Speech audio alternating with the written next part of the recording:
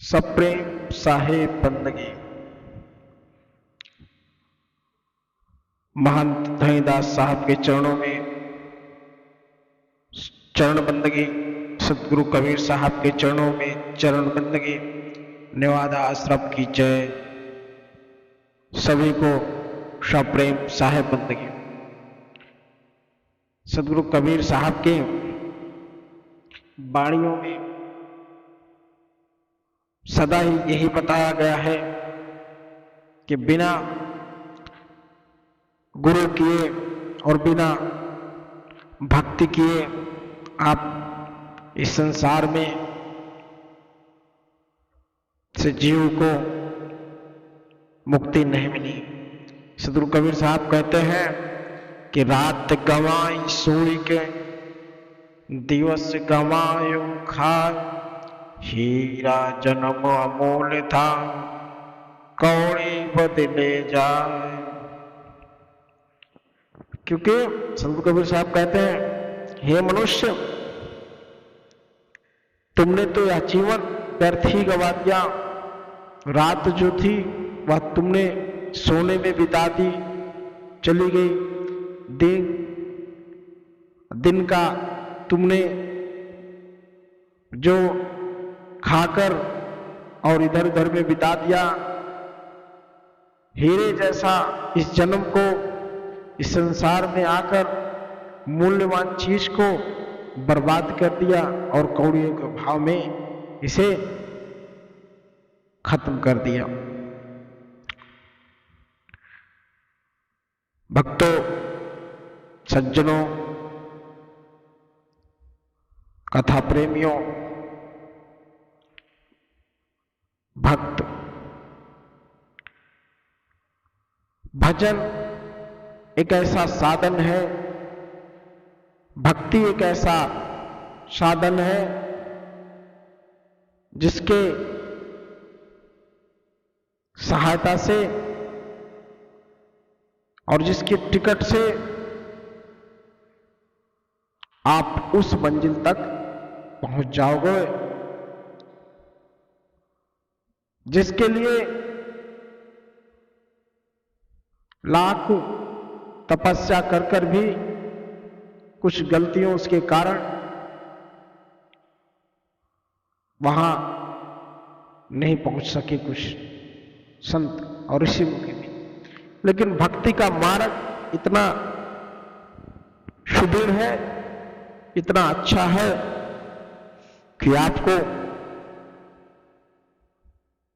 इस काल के जंजाल से बचा कर रखेगा। जो व्यक्ति भक्ति नहीं करता, सतगुरु कबीर साहब परम पार ब्रह्म परमेश्वर के नाम नहीं लेता, वह बार बार इस संसार में अनंत बार 184 योनि में भटकता रहता है।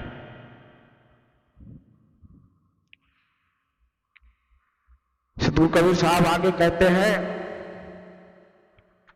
कि तुम्हें यह जीव मिला है, यह जीवन मिला है, तो उसे अनमोल बनाओ।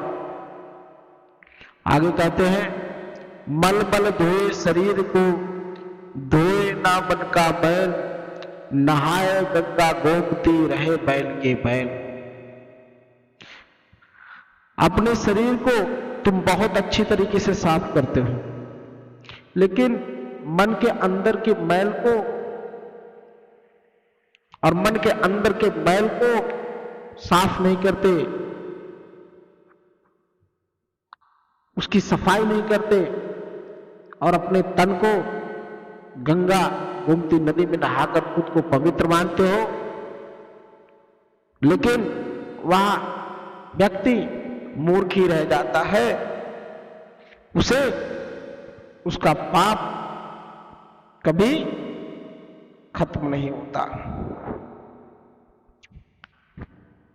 क्योंकि तुम चाहे जितना गंगा स्नान कर लो, पुण्य दान कर लो, लेकिन उस दान को भी वहां दान किया जाता है जहां पर सही रूप से उस दान तक का सही और सदुपयोग हो।